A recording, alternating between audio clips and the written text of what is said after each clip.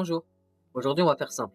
On va parler de trois mots qu'on entend souvent et qu'on confond facilement.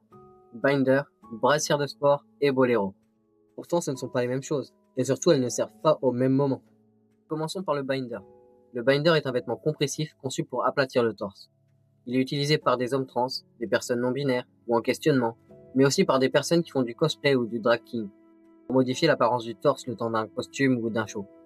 Le binder peut beaucoup aider à se sentir mieux, mais un point est essentiel. Il doit rester safe. Un binder ne doit pas faire mal, il ne doit pas bloquer la respiration, et il ne doit pas être porté trop longtemps. Si ça fait mal, ce n'est pas normal. Parlons maintenant de la brassière de sport.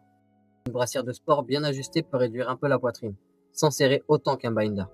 L'effet est souvent plus léger. Elle est généralement plus confortable et surtout sur une longue journée. C'est une bonne option si tu veux aplatir un peu sans trop comprimer, alterner pour laisser ton corps respirer, ou avoir une solution plus douce au quotidien.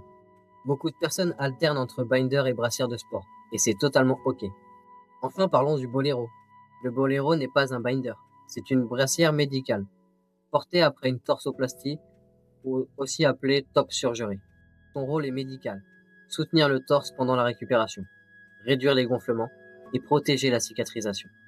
Il n'est pas fait pour aplatir le torse au quotidien, ni pour remplacer un binder ou une brassière de sport.